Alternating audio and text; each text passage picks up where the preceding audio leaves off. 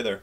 So I'm making this video to talk about a moral and ethical issue, which is death and suicide. I'm aiming this at adults, but basically my point is that suicide is a moral and ethical issue, not a medical issue.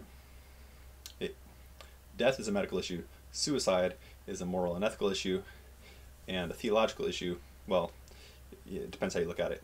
But anyway, my point with that being is that whether or not death is good is a theological issue.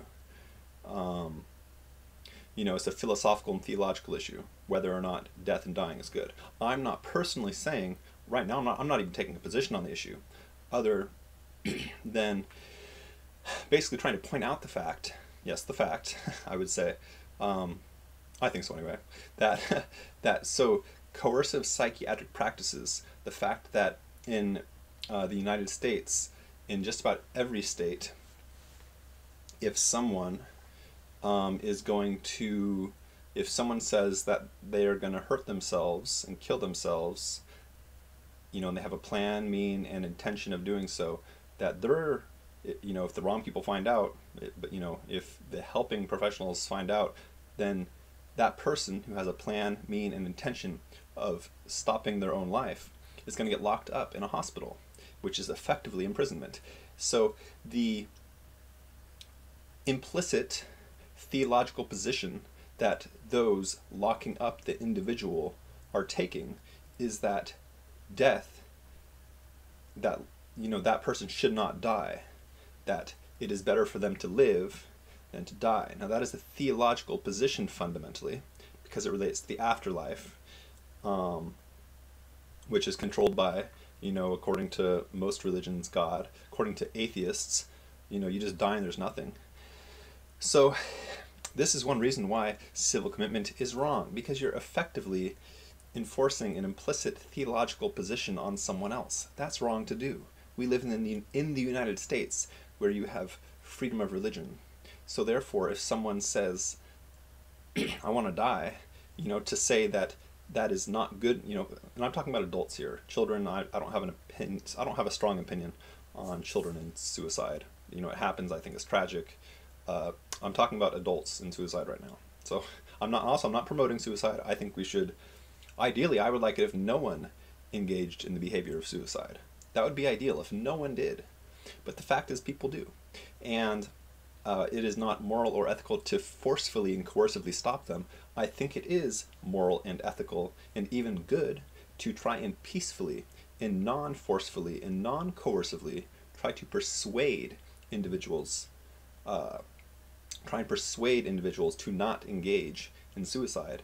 But again, we should do it not coercively and not forcefully and not in a way that we forcefully and coercively impose any implicit theological beliefs, again, that dying is bad, on someone else. It is not right to do it forcefully and coercively. It's just the way it is. Doesn't, yeah. And if you think otherwise, well, in that case, if you think that using force and coercion is good to stop people from, engaging in suicide, then you're supporting force and coercion, which in my opinion is a form of oppression, slavery, fascism, malice. So, yeah, and that's, in my opinion, the truth. People who used to engage in torture for God, for what they thought was God in the Inquisition, it was state-sponsored. My understanding is that historically it was state-supported, or at least permissible torture to try and save souls. And now I'm done. I'm done talking about this. I've been talking about this for 4.5 minutes now, and I'm going to save the rest of that for another video. I'm going to cut it off right there.